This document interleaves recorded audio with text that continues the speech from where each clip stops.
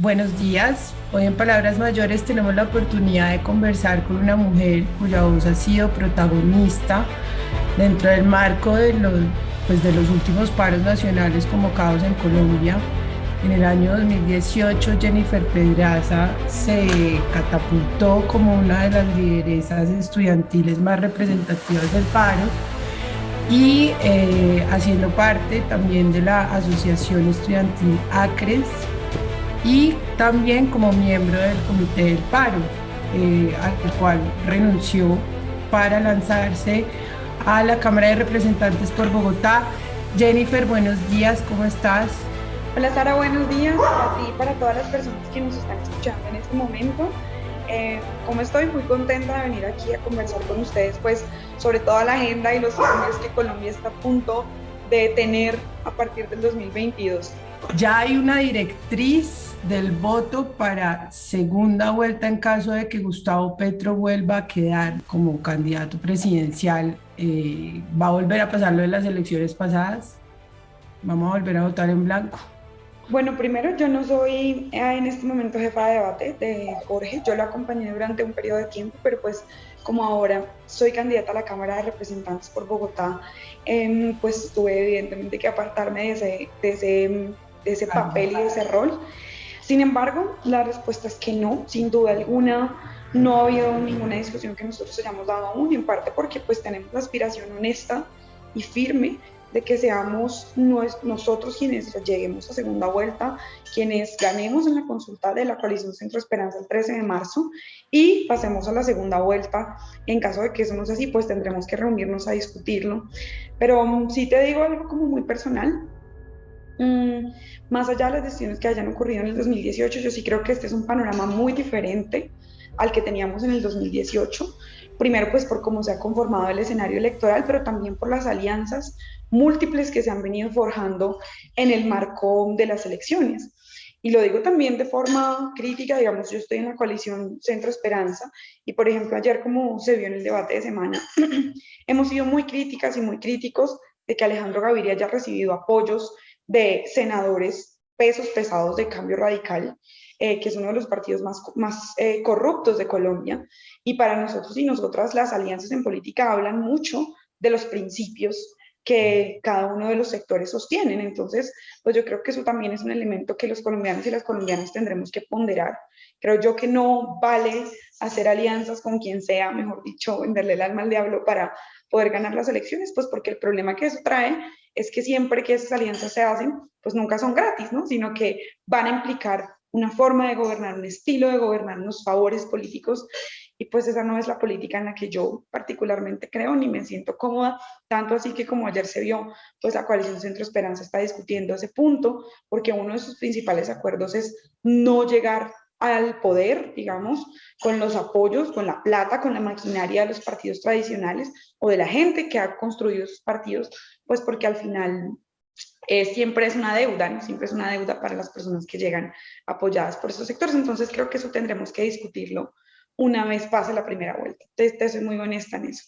Seguimos en esta rencilla personal entre Robledo, Petro. ¿Ha habido algún cambio en estas posiciones o? Yo no creo que esto se trate de rencillas personales porque, de hecho, cuando hablaba de estas alianzas, yo me refería precisamente a haber hecho alianzas con personas como Luis Pérez, que hicieron parte de todo lo que precisamente nosotras y nosotros queremos combatir y de esas muertes de las que tú estás hablando. O sea, a mi parecer, este es un tema que nosotras y nosotros no podemos ceder, porque es que no se trata de que el uribismo sea exclusivamente Uribe o el que diga Uribe, sino la gente con la que él ha hecho política y que ha ejecutado esa política de persecución y de asesinato, y no solo eso, sino de neoliberalismo, que obviamente queremos que la gente no nos maten, evidentemente, pero además queremos que nuestra vida sea digna, queremos que no tengamos que aguantar hambre como nos ha puesto este gobierno, pero también el gobierno de Santos y todos los gobiernos anteriores. Eso es algo que a mí me parece muy importante poner en la agenda, porque si bien hay una discusión hoy con el uribismo y con el centro democrático y queremos que nos respeten los derechos humanos y los principios básicos de vida y los principios básicos de una democracia, Para mí eso debe ser un mínimo, pero de ahí en adelante tenemos un montón de conquistas que hacer en términos de la calidad de esa vida que queremos vivir. O sea, yo tengo 1000 diferencias políticas con Fajardo, por ejemplo, tengo 1000 diferencias políticas con Alejandro Gaviria, con Cristo, con Ingrid Betancourt, pero algo que puedo asegurar es que no han hecho parte de los sectores que tradicionalmente han tenido o han gobernado como lo han hecho ahora, y mucho menos que han sido dirigentes territoriales del Centro Democrático, ni que le hayan escrito un libro diciendo que Uribe era el salvador de la patria, como si lo ha hecho Luis Pérez. Y yo vi un meme que decía que días como, no, vamos a terminar aliándonos hasta con el uribismo para derrotar al uribismo. Creo que sí tenemos que tener unos principios claros. No nos pueden meter en ese cuento, porque si nos meten en ese cuento, al final vamos a terminar recibiendo a todo el que no se llame Uribe del uribismo, ¿sí? A todo el que no sea del Centro Democrático, que igual el uribismo va mucho más allá del Centro Democrático, y el único problema que yo creo que Colombia tiene, o sea, el problema principal de Colombia, obvio que pasa por el uribismo, que ha sido una fuerza política recalcitrante, que se ha reelegido y que se ha atornillado en el poder y que ha asesinado, o bueno, que ha promovido una política de terror, que ha limitado derechos básicos como el derecho a la protesta constitucional pacífica, como está establecido en la Carta Magna, de acuerdo, pero creo que también ha tenido diferentes expresiones que sí, puede que, digamos, como el gobierno de Santos, o sea, fue el gobierno de Santos el que quebró la educación pública, como no lo había hecho ningún gobierno anteriormente con Serpilo Paga. O sea, todos le habían congelado la plata a las universidades públicas, pero Santos cogió 4 billones de pesos y tome para el ICETEX a endeudar gente de los estratos más bajos del país. Tuvimos que salir a marcharle a Santos, tuvimos que salir a pararle a Duque, porque obvio queremos que no nos asesinen, pero también queremos que en nuestra vida contemos con el acceso a la educación pública, con salud como un derecho fundamental, con un empleo digno, y esa es la agenda que yo creo que a nosotras y a nosotros nos interesa poner en la agenda pública. Obvio, que no nos asesinen y que nos garanticen los derechos básicos, que respeten el Estado de Derecho, pero y que nos permitan vivir lo mínimo y lo básico, pero también que esa vida que tengamos sea digna y que allí se nos garanticen los derechos fundamentales. Y creo yo que siempre que yo tenga acceso a un micrófono o a un espacio de discusión política, ese será como mi objetivo. Mira, la mayoría de la gente hoy no tiene decidido por quién votar en la presidencia. La mayoría de los jóvenes incluso. Hoy no tenemos decidido por quién votar en la presidencia. Si revisan las encuestas, la mayoría de gente está diciendo, yo todavía no sé por quién voy a votar, a mí ninguno me convence hasta ahora, y esa es la gran, yo le decía a mis amigas, nuestro gran enemigo ahorita es la abstención. Tenemos que ir a buscar a todas esas jóvenes y a esos jóvenes para que les contemos nuestras propuestas, y yo me he sentido muy cómoda en la calle invitando a la gente a que respalde este proyecto político de cambio, que es en el que nosotros estamos. Entonces, pues sí, aspiro firmemente a que nosotros seamos los que pasemos a segunda vuelta y tengamos espacio ahí para unir a Colombia en nuestra mayoría contra cualquier candidatura que nos pongan, ya sea la de Oscar Iván Zuluaga, que fíjate, por ejemplo, se supone que Oscar Iván Zuluaga es la candidatura del Centro Democrático, pero ¿qué tal si es Fico el que pasa a segunda vuelta? ¿Qué tal si es la candidatura del equipo Colombia? ¿Qué tal si es Char, que digamos no ha Pero cargado con el Jennifer, mote del Centro Democrático? te pregunto, por ejemplo, en el caso de Antioquia, a nivel región, el Centro Democrático tiene una afinidad grande con el fajardismo y en ese sentido, pues son fuerzas políticas muy cercanas. Entonces, ahí es donde va mi pregunta. Si, digamos, Gustavo Petro asegurara esos principios mínimos de los que tú estás hablando, podría pasar que haya una invitación a votar por Gustavo Petro en caso de que este escenario se presente. Pues mira, yo no creo que Gustavo Petro sea el principal problema del país, para nada, no le considero, digamos, el principal contradictor en estas elecciones de contienda. Yo creo que el principal contradictor en estas elecciones de contienda son los partidos tradicionales, sí, estoy hablando de Equipo Colombia, la candidatura del Centro Democrático, y sin embargo tampoco creo que el mejor proyecto político que pueda tener Colombia de ahí en adelante sea el pacto histórico, y no lo digo solo por Petro, sino lo digo por 1000 prácticas que se han denunciado, incluso por parte de personas que hacen parte de las listas del pacto histórico, prácticas que han excluido a las mujeres feministas o que han venido persiguiendo a las mujeres que denuncien cualquier tipo de maltrato dentro de esta organización política, la exclusión de los movimientos afro que aún así han decidido acompañarles. A mí me parece que ese tipo de formas de hacer política sí deben ser importantes. Tal vez no son solo cosas de forma, sino de contenido. Entonces no me parece que sea el problema principal, pero tampoco comparto ese proyecto político ni a plenitud, ni en un 50%. Tengo muchas diferencias. Y saben que les voy a contar algo. Yo cuando entré a la universidad creía full que Petro era una alternativa de transformación. Y estaba súper feliz porque había venido a Bogotá, pasaba a la universidad pública y Petro alcalde. Y una de las cosas que me hizo a mí desencantarme un montón de ese proyecto político fue cuando él presentó el plan de ordenamiento territorial, la modificación excepcional al plan de ordenamiento territorial, y resultó que le cambiaba el uso de los suelos a los predios de la universidad, que nos quería quitar Sarmiento Angulo. Y yo primero no creía y no creía, y yo decía, no, esto no puede ser posible, esto debe ser que Petro no sabe. Y me puse a revisar los documentos. Primero pensé que era mentira, no, esto es que alguien le quiere hacerle el daño, se lo están inventando. Fui a revisar los documentos, se los llevamos con muchos líderes estudiantiles a la alcaldía, nunca nos respondieron, al final nos tocó marcharle, prácticamente hacer un paro para que sacaran a los predios de la Universidad Nacional de ese plan de ordenamiento que le entregaba así predios de la Universidad Pública de Sarmiento Angulo. Entonces yo realmente no creo que esto sea una cosa personal, sino que creo que podemos aspirar a un mejor cambio, a un cambio mucho más profundo, con mucho más principios políticos, y eso es lo que hoy está sobre la mesa, eso es lo que vamos a elegir en la primera vuelta. Y también te cuento aquí que yo estoy muy enfocada en la consulta presidencial de la coalición Centro Esperanza. Si hay personas que nos recogemos o nos sentimos como representadas en un planteamiento de izquierda democrática, no cercana a la violencia, por supuesto, pues yo creo que ahí en la coalición tenemos una decisión por tomar, que a mi parecer la mejor o la que más me haría sentir representada es que Robledo ganara esa consulta y tuviéramos un planteamiento mucho más firme en términos tanto de defensa de derechos humanos como en términos de la transformación económica, que si no nos gusta Fajardo, por ejemplo, pues creo que ahí tenemos un chance muy ¿Qué no te importante. gusta de Fajardo? ¿Qué no te gusta a ti Eh, de Fajardo? Pues sí, yo creo que a veces hubiese esperado una mayor contundencia al momento de apoyar, por ejemplo, las manifestaciones del 2021. ¿Por qué no? Si es que estábamos aguantando hambre. O sea, yo creo que Fajardo le valoro muchos de sus planteamientos políticos, por ejemplo, en términos de educación, pero también tengo diferencias con él, como lo que te acabo de decir. Pues yo soy una vieja del movimiento social, de las marchas. Creo que había que salir a marchar 2021, 2019, 2018. Siempre creo que este gobierno no se trata solamente de convencerle, sino de ganarle en las urnas, porque pues ellos están muy conscientes de lo que están haciendo con el país. Este y el de Santos y el de Gaviria, por ejemplo, que ahora pues Petro le está pidiendo alianzas a Gaviria, que es el presidente del Partido Liberal, y que no es solamente el presidente, sino fue el que hizo la apertura económica que hoy nos tiene sin derechos, básicamente. Entonces, a mi parecer esa es una diferencia que yo tengo con Fajardo y no tengo como pena o miedo de Bueno, decir pero como, Alejandro Gaviria también entra un poco con el apoyo liberal. pues de hecho antes de que él entrara, la Pues coalición le puso muy estaban clara. recogiendo firmas. Ah, bueno, pero nosotros le pusimos en la coalición y mira lo que pasó. Alejandro, dijimos, Alejandro Gaviria, usted no entra a esta coalición si viene con el apoyo de César Gaviria y el Partido Liberal. Y él tuvo que renunciar a ese apoyo tanto que no sé si viste que salió un video del presidente de Juventudes del Partido Liberal diciendo, no le vamos a entregar las firmas si usted no va con nuestro partido.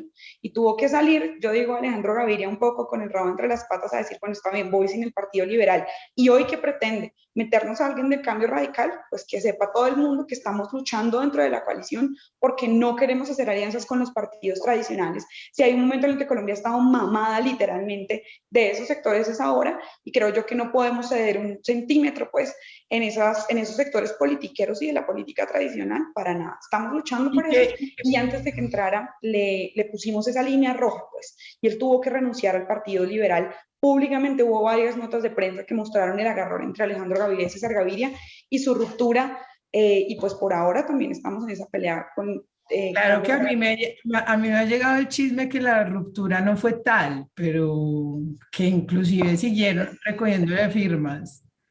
hay Eh, gente del Partido Liberal de sus bases, de sus juventudes, que por ejemplo se alejó del Partido Liberal para seguir trabajando en el proyecto político de Alejandro. Conozco varias personas, digamos, que no son de las directivas del partido, porque yo creo que eso también hay que diferenciarlo. Hay muchos jóvenes que, digamos, en una región deciden hacer trabajo con el Partido Liberal porque es lo más democrático que hay en esas regiones. Creo yo que desde joven, pues César Gaviria, hay un largo trecho de puestos en la administración, de ministerio de presidencia, pues, y hubo gente del Partido Liberal de sus juventudes que yo conozco, que dijeron, no, si el Partido Liberal no va con Alejandro Gaviria, si no tiene candidatos, yo prefiero ir a recogerle firmas a Alejandro y hacerle campaña. Y en todo caso, también te digo que de los candidatos de la coalición Centro Esperanza, Alejandro Gaviria es mi menos favorito. Menos favorito. Total. O La sea, Ingrid, la candidatura de Ingrid, ¿qué te parece? Me parece que es valioso que haya más mujeres en la candidatura, en la disputa por una candidatura presidencial. Y en ese sentido la valoro mucho. Sin embargo, no conozco bien como sus propuestas, creo que aún no ha hecho un lanzamiento programático, y yo en eso sí soy reñoña, Sara, te cuento que a mí me gusta como ir a ver qué es lo que están proponiendo, cuál es su planteamiento en temas de educación, de economía, de salud, de los derechos fundamentales de la gente, de los TLC, pero pues por eso también me parece a mí que es chévere un experimento que ha hecho la coalición Centro Esperanza, que es la de construir unas bases programáticas. Eso es un esfuerzo muy grande, y yo creo que si hay gente que ha estado acá, no sé, el movimiento estudiantil que está escuchando, escribir un pliego unificado en un paro, por ejemplo, es lo más difícil del mundo. Encontrar una unidad programática es muy, muy difícil, y a mí me parece que yo valoro un montón eso. Y sobre la ¿Y a base ti? de las bases programáticas, Pero a ti no te parece, por ejemplo, lo que le dijo Francia ayer a Ingrid, ey, cómo aparece aquí cada 4 años, mientras que el sufrimiento para los colombianos no cesa y solo te vemos en cada elección. pues yo creo que viniendo, o sea, lo que me parece importante de esa crítica es la persona de la que viene ese comentario, es porque obvio Francia, digamos, viene de las regiones más apartadas del país y ha sufrido, creo yo que como nadie, o no sé, no voy a jerarquizar los sufrimientos aquí de las personas, pero pues sé que es una mujer que ha vivido, digamos, las desigualdades de este país. Sin embargo, sí creo que hay muchas personas que desde el exilio, y de hecho el pacto histórico tiene un montón de jóvenes hoy hablando y opinando sobre el país desde otras regiones que no son Colombia. Yo realmente valoro esa posición, porque es que no es fácil venirse a hacer una candidatura presidencial siendo una mujer con la experiencia y con la historia de vida que tiene Ingrid. O sea, ayer de hecho lo vimos, o sea, la respuesta que tuvo Alejandro Gaviria en un debate presidencial, estamos hablando de un debate absolutamente televisado, que yo me pregunto todo el tiempo, ¿le hubiera respondido así a un candidato presidencial hombre? Muy seguramente no, es que casi se le va encima con su cuerpo, y las mujeres que hacemos política lo hemos vivido todo el tiempo, entonces tampoco creo que sea una cosa de desparche, ¿sí? De venir cada 4 años y ya, sino que esto implica que ella tiene que tener unas convicciones en las que cree. No es fácil venir a hacer política en este país, y si alguien lo vivió fue ella, pues secuestrada. Entonces yo no desestimaría, y tampoco me gusta, ¿sabes? Ese discurso que nos han puesto, no, Ingrid, cómo no fue la responsable de que Francia estuviera? O sea, nos ponen siempre a competir y a rivalizar entre nosotras, cuando ese es un reclamo en el que nos tenemos que unir hacia los medios de comunicación en general para que siempre nos inviten, pero venir a ponernos entre nosotras como si fuéramos las culpables de las opresiones que tienen las otras mujeres, me parece a No, mí no, que no, pero te lo digo porque yo no siento que tú, no Francia de tú. alguna manera sí sentó una posición que mucha gente piensa, ¿no? Como esta señora nunca está, solo la vemos para elecciones y digamos que hay un trabajo de mucha más gente que no se ha ido, que acompaña un montón de procesos sociales, que está aquí y que realmente a veces sí se siente, no No, pues esta siente diferencia. el acompañamiento de una persona como Ingrid pues a muchas realidades también que este país vive y que no paran. Total, ahora yo creo que eso tampoco pues nos garantiza mucho, o sea, digamos, yo también estoy aquí, me he quedado acá a pesar de muchas cosas, digamos, de seguridad que no han estado bien. Me gusta hablar mucho de ese tipo de cosas, pero pues a pesar de que igual yo sé que todas las personas que vienen del movimiento social y que han tenido un papel destacado ahí o de liderazgo de alguna forma, lo han sentido. Yo sí soy una persona que defiende un montón quedarse aquí hasta donde sea posible, luchar todo lo que se pueda aquí con la gente. O sea, obviamente no estoy hablando de ser la mártir, ¿no? Y quedarme aquí hasta que ya, pero pues sí hacer todos los esfuerzos que en esa vía se puedan para quedarse así, aquí construyendo un movimiento social. Esa sí es mi posición, y yo por eso es que valoro un montón a Jorge. O sea, Robledo llegó al Senado siendo uno de los dirigentes del movimiento agropecuario más importantes, y tuvo que sufrir mucha persecución en ese momento, y yo creo que lo que ha hecho en el Senado es poner esa silla en el Senado al servicio de sus luchas y de sus causas, y por eso me parece a mí que es un super candidato presidencial. Ayer no pudo ir al debate porque tenía COVID, y bueno, no íbamos a hacer lo que hizo Oscar Iván Zuluaga, ya de ir a contagiar. Sencillo, pues si voy perdiendo las presidenciales, No pues voy. fue manera muy efectiva acabar con tu contendor. Exacto. Exacto, o sea, es que vi un trino que decía como no, la estrategia del Centro Democrático es usar a Oscar Iván Zuluaga como arma ideológica. Entonces, pues obviamente nosotros no íbamos a hacer eso, nosotros sí nos tomamos en serio esta vaina, pues, y eso es una cosa que yo valoro mucho y tal vez hemos hablado poco en general en Colombia sobre esa historia, porque ha habido solo discusión sobre la decisión que Robledo tomó de votar en blanco en el 2018, pero el trabajo de Jorge no empezó en el 2018, sino que tiene décadas y décadas de historia y de resistencia encima.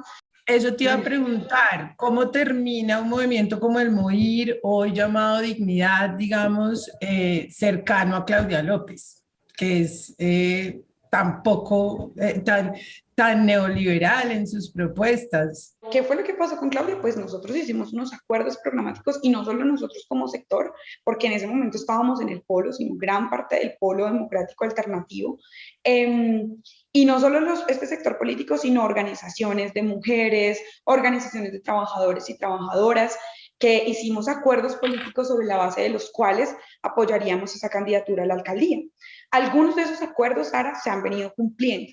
Por ejemplo, lo que tiene que ver con el movimiento feminista de la creación del sistema distrital de cuidado, la creación de un sistema público de operador, un sistema de operador público de Transmilenio, que es importante porque pues aquí solo son privados los que operan, es por los privados que sube el pasaje de Transmilenio, por los contratos que se firmaron con los privados. Eso Que lo dice Petro también, es que no hay no, total, tantas pero mira, te diferencias. doy un dato aquí, cuando Petro fue alcalde, tuvo una oportunidad de oro para renegociar esos contratos porque tienen una vigencia y se vencieron en la alcaldía de Petro y Petro no los renegoció, sino que los contratos se mantuvieron como hoy están y hoy es muy difícil que se incumplan esos contratos porque de una vez se vienen demandas contra el distrito.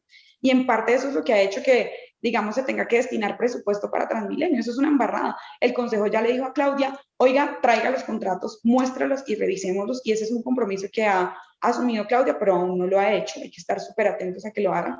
Pero, por ejemplo, todo alcalde sueña con tener el papayazo de que le queden el momento en el que toca renegociar los contratos, en el momento en el que expiran los contratos con Transmi, ese momento le tocó a Petro y no hubo renegociación de esos contratos. Entonces, ahí hay que hacer veeduría para que Claudia lo cumpla. Para entender, tu cercanía con Claudia López, pues está enmarcada dentro de unos lineamientos programáticos en los que están de acuerdo, en cuáles están de acuerdo. Ajá, los estaba mencionando, como el sistema distrital de cuidado, el operador público, la defensa de TV pública, igual. Y esos son puntos en los que se pactaron y que ella cumplió, pero también hay otros puntos que se pactaron y que Claudia ha incumplido.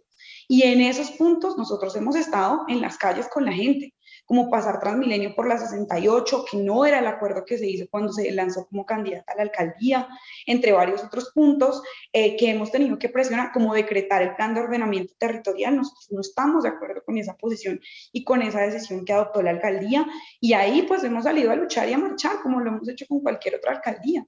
Entonces a mí me parece que eso es clave y que es importante, ya para cerrar, con la coalición Centro Esperanza. Nosotros escribimos unos principios programáticos sobre los cuales tomamos decisiones y apoyamos una candidatura. Y si esos principios no se cumplen en un eventual gobierno de la coalición Centro Esperanza, pues también seremos los primeros que saldremos a marchar contra las decisiones que vayan en contra de ese programa.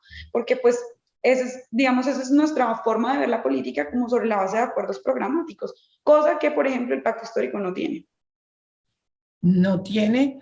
Digamos, de alianzas entre SADE, el pastor y los que van, digamos, en consulta presidencial, Roy, ese tipo de cosas, pues que obviamente hay diferencias programáticas entre todas las candidaturas y yo sí valoro un acuerdo programático sobre el cual uno pueda, digamos, medir sus acciones, hasta dónde acompañamos y hasta dónde nos oponemos.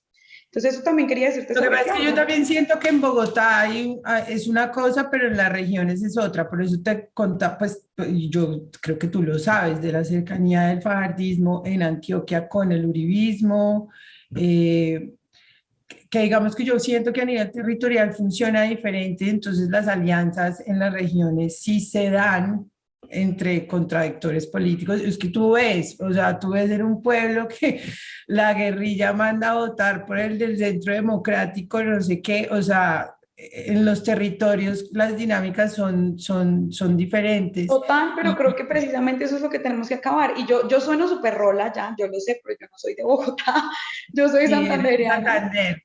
Ajá, ajá, y por ejemplo, allá hemos tenido que vivir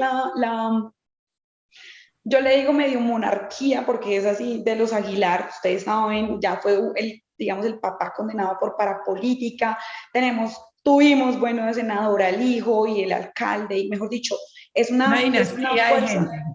es una dinastía realmente, sí, es un clan, pero ellos de nuevo no se han movido solos, y no son el único clan que precisamente gobierna Santander, sino que el Partido Liberal también ha sido de lo peorcito que ha tenido en Santander, y lo saben, por ejemplo, Alejo Villanueva, que es una de las personas que también se ha movido duro en el pacto, por ejemplo, el pacto histórico, y también precisamente que se fraguan alianzas con ese tipo de sectores. A mí me parece que no debemos, y sí, sí, un día, y si no hay ningún sector que nos represente porque todos están aliados con estos sectores, pues yo creo que eso también es una posición digna y válida. No, no me voy a meter y no voy a votar por ninguna de esa gente que es la que nos ha mal gobernado, que es la que ha mandado o la que ha tenido vínculos con parapolítica. No, eso también es una posición que puede darse en algún momento. Yo creo que hay que hacer todos los esfuerzos para que eso no pase. Por eso es que estamos intentando construir una coalición entre diferentes, con unos principios claros, pero entre diferentes. Pero pues en caso de que eso también llegue a pasar, en Bucaramanga en muchas elecciones yo nunca voté o no le hice campaña a nadie en la gobernación hasta hace poco, pues porque todos los candidatos que había eran de lo peor, o sea, eran de lo peor, y todos tenían, o eran de los Tavera o eran de los Aguilar. Entonces esas lógicas de las regiones yo las entiendo, pero precisamente son lo que yo creo que tenemos que empezar a desmontar desde la política, no sé, nacional si toca y también territorial, o sea, en la Cámara de Representantes por Bogotá, por ejemplo. Jennifer, te iba a preguntar que se me había escapado y esta pregunta sobre todo para mí es muy importante y yo creo que para todos los que hemos marchado en estos últimos paros, ¿cuál crees tú que sea la responsabilidad que le cabe a Claudia López como alcaldesa de Bogotá frente a la violación sistemática de los derechos humanos en las marchas? Porque es que aquí todo el mundo ha venido a lavarse las manos, la alcaldesa tiene una responsabilidad política sobre lo que ha venido pasando en las marchas, es que no es normal lo que ha pasado. No, pues yo creo que le cabe a todos los mandatarios regionales, o sea, por ejemplo, lo que pasó en Cali también con Jorge Iván, con todos los mandatarios regionales, yo creo que hay que hacer ese llamado a que se deba respetar y a que desde su poder regional se respete el derecho constitucional a la protesta pacífica. Sin embargo, yo quiero contarles aquí que desde el 2019 ha habido una pugna importantísima que reportó el espectador, porque imagínate también lo que es tener a una mujer lesbiana orientando a la policía, que como sea, sí, yo creo que requiere mucha más formación en derechos humanos y derechos civiles y una reforma estructural, por supuesto. En varios casos la alcaldesa denunció e hizo pública que sus orientaciones no estaban siendo acatadas por la policía. Y salió el Centro Democrático a decir, ay, pues usted verá, usted es la que tiene que hacer eso, usted es la que tiene que ganarse la autoridad. No, señores, o sea, a veces hay disputas y hay disputas muy claras, a mi parecer, entre las fuerzas militares y la policía con la alcaldía en este caso. Pero sobre todo yo creo que, y mi experiencia personal, que todo fue mucho más agudo desde que Duque declaró militarización de las ciudades. Y yo sí creo que hay que enfocarnos principalmente en la dirección de las fuerzas militares, porque esto no fue una cosa que solo pasara en una región, sino que fue el factor común en todo el país, y por eso creo yo que responde a la orientación del Ministerio de Defensa, o sea, Molano diciendo que las marchas eran todas de actores armados al margen de la ley, una locura, y al tiempo el presidente militarizando todas las regiones del país. O sea, uno dice, blanco es, gallina le pone, frito se come. Si usted le dice a las fuerzas militares que todas las marchas son Pero de digamos, grupos armados al margen de la ley. eso es en el caso de las fuerzas militares, pero la policía, el ESMAD, ¿qué Total. pasa? ¿Qué pasa con ellos? Porque entonces, ¿cómo le responde uno a los jóvenes que han sido maltratados y que han sido asesinados y que los han dejado sin ojos, que los han perseguido? Pues, ¿cómo No le solo los respondo? militares. ¿Cómo le respondería yo a esos jóvenes? Yo creo que hay que promover una reforma estructural a la policía, y a mí me parece que eso es una cosa que tiene que salir, digamos, urgente, y en ese momento exigimos, y yo la verdad estoy súper convencida de eso, que el SMAT como institución sin duda alguna debe acabarse, no tiene hoy legitimidad social para operar.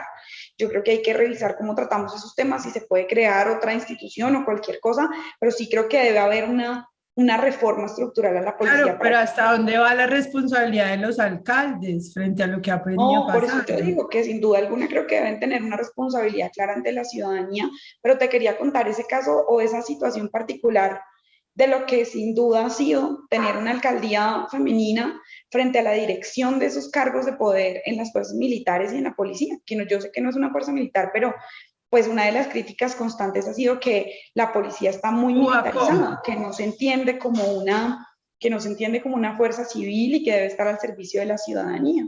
Y en otro, digamos, para decirte también otra posición que yo tengo sobre ese tema que tú me pones, mmm, y en eso sí, yo quiero ser muy franca y muy clara con todo el mundo. Yo creo realmente que la estrategia del gobierno en el paro del 2021 fue apostarle a una escalada constante de la violencia en las calles para desmovilizar a la gente y crear miedo del derecho de salir a marchar.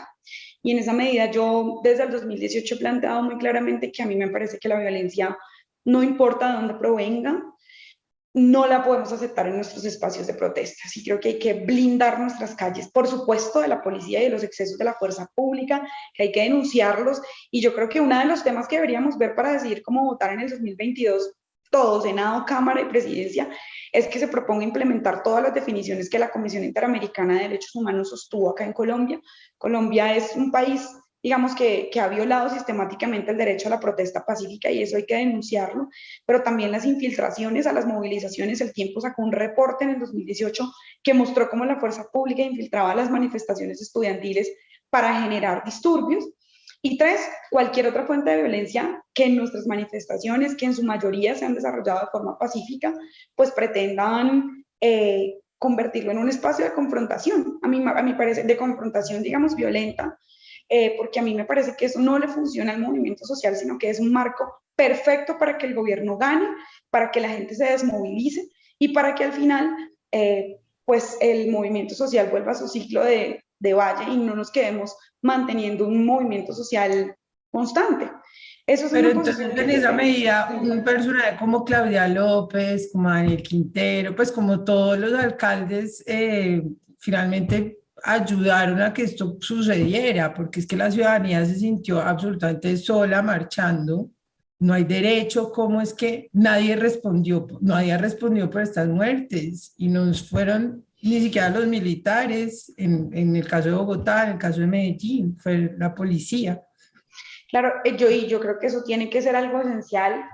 Estoy de acuerdo con que hay una responsabilidad territorial. Yo igual sí creo que la más fuerte, o sea, porque igual, mira, pensemos, yo me pongo en los zapatos, digamos, yo soy alcaldesa de Bogotá, yo digo, me van a respetar las marchas. Listo, puede que la policía en la ley, en la norma, esté bajo mi dirección, pero al otro día sale una declaración del presidente y del ministro de Defensa que son, digamos, legítimos, muy legítimos ante las fuerzas militares y ante la fuerza policial, a decir que todo esto es una manada de armados al margen de la ley y que van a militarizar el país porque está en riesgo la democracia. Así, literalmente como ellos, porque acá viene es un golpe de Estado.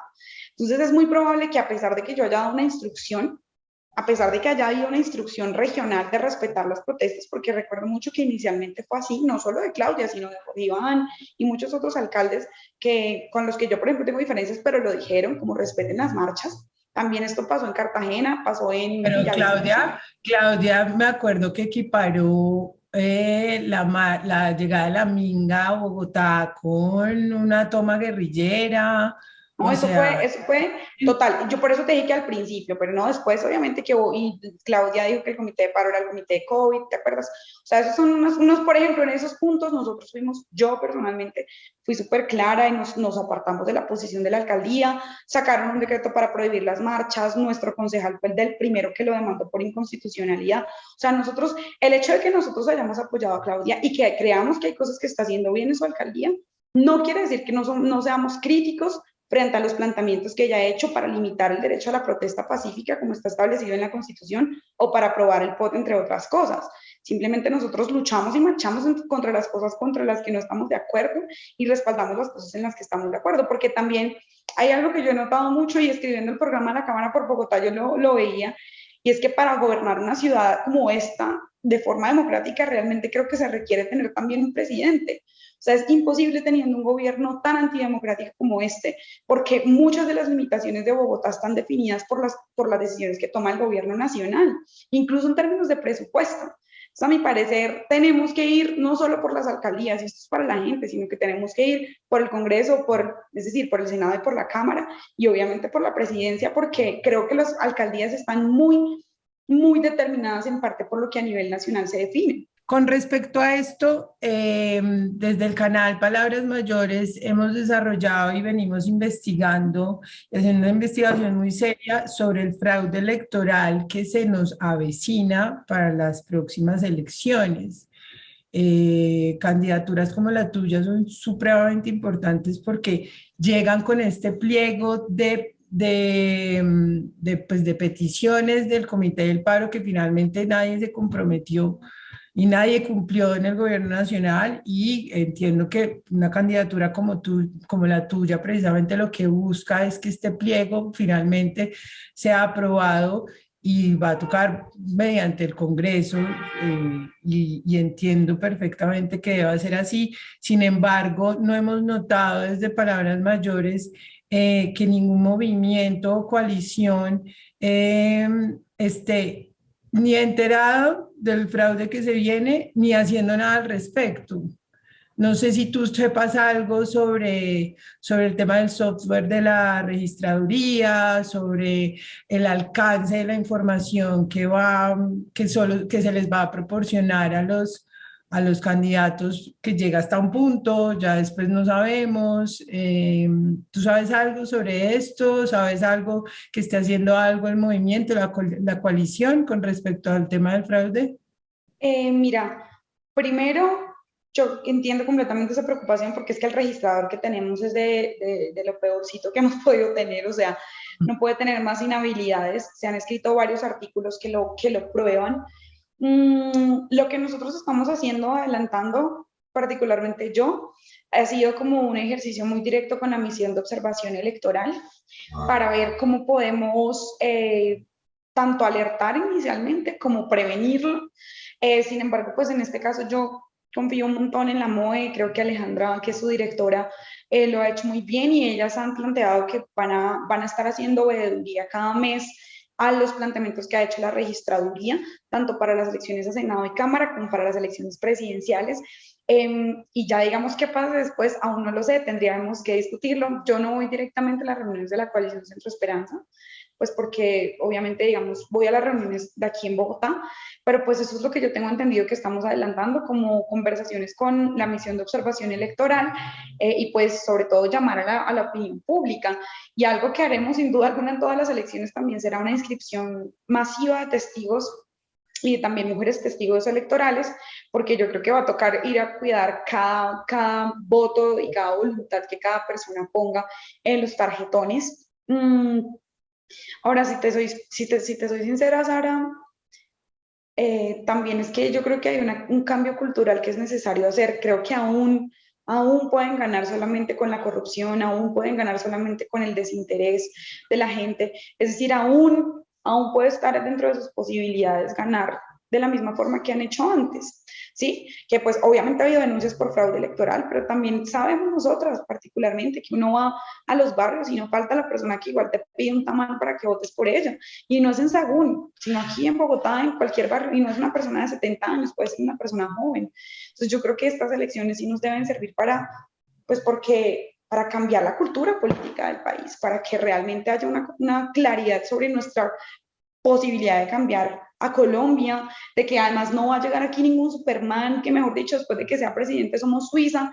No, o sea, esto sí es un cambio que pasa por todas y cada una de nosotras, punto final. O sea, implica que debemos de pensar como, no, yo no me meto en política, que mamera la política, pues porque es que la política sí se mete con uno. O sea, el movimiento social, por ejemplo, a mi parecer, tiene un gran espacio por conquistar en el Congreso y en la política electoral. Chile acaba de montar un presidente que viene, el movimiento estudiantil ha tenido 8 años diputados y diputadas en el Congreso que han promovido reformas para que la educación sea un derecho, y nosotras y nosotros todavía seguimos mirando con asco la política, que lo entiendo porque la mayoría de políticos han sido lo peor, yo lo entiendo, yo he estado ahí, pero es que la tarea de transformar eso es precisamente nuestra, no es de nadie más. Entonces a mí me preocupa que ni siquiera tengan que robarse los votos para ganar las elecciones, porque es que igual suspendieron parte de la ley de garantías. ¿Sí? Los partidos tradicionales tienen su propia maquinaria, tienen cómo competir siempre que la gente siga vendiendo su voto. Y es que ese es el gran problema de la corrupción, que gobiernan como lo ha hecho este gobierno pésimo y después se religen porque a la gente se le olvida, porque van y juegan con el hambre de la gente, le ofrecen un tamal, una teja. Entonces esa es como mi mayor preocupación, y todo lo que podamos avanzar en las elecciones, en esa transformación de la cultura política del país, yo creo que es una gran ganancia para lo que se viene. Bueno, Jennifer, para cerrar, te quería pedir si tienes algún mensaje para los jóvenes de la primera línea, estos jóvenes que están siendo judicializados, que muchos no se sienten representados digamos, por los actores políticos que hoy están haciendo parte de estas coaliciones. También preguntarte si desde sus movimientos y desde las coaliciones ha habido algún acompañamiento a estos jóvenes. Bueno, Sara, tal vez me gustaría dar un mensaje no solamente para los jóvenes que han estado en las primeras líneas, sino para toda la juventud, porque tuvimos hace poco, tal vez recuerdes, las elecciones a los consejos de juventud, ¿sí? El 5 de diciembre. Y lamentablemente la participación fue muy baja y los votos nulos fueron 42%.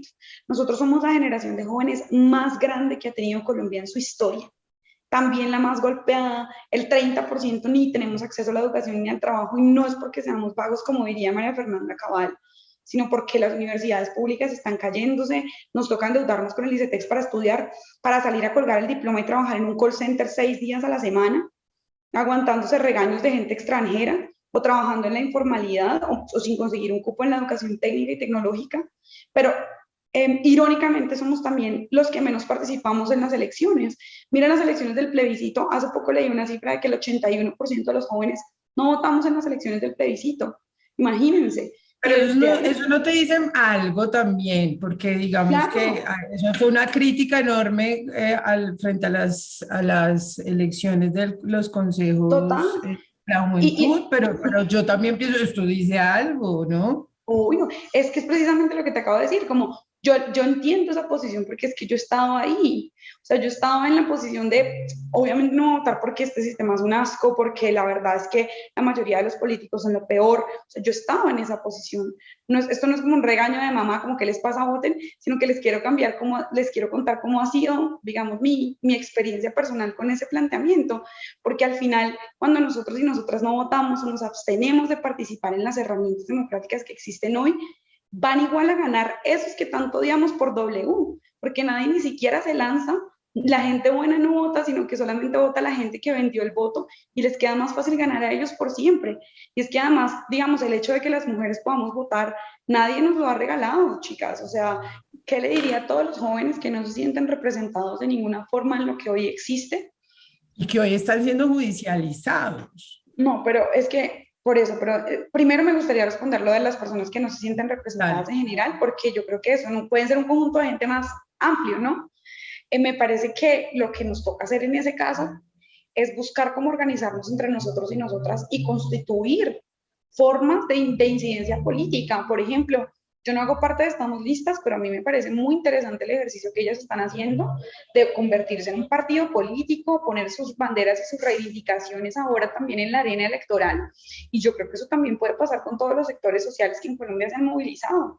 Eso es lo primero que diría. Y dos, que hay que exigir el debido proceso para todas las personas que están siendo judicializadas, que es importantísimo que allí haya asesoría, asistencia, que se garanticen todos los derechos básicos procedimentales, siempre, para que no haya ningún tipo de sanción ¿Les están haciendo injusta. ese acompañamiento? ¿Alguien está haciendo veeduría de sus procesos? ¿Estos La muchachos están verdad, acompañados? es que la verdad yo nunca he tenido un vínculo con las organizaciones de primera línea.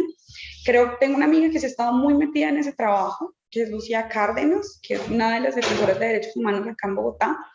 Sé que ellas particularmente han estado asesorando y atendiendo también a las personas judicializadas, a los jóvenes y a las jóvenes judicializadas. Sé que ellas están en ese trabajo.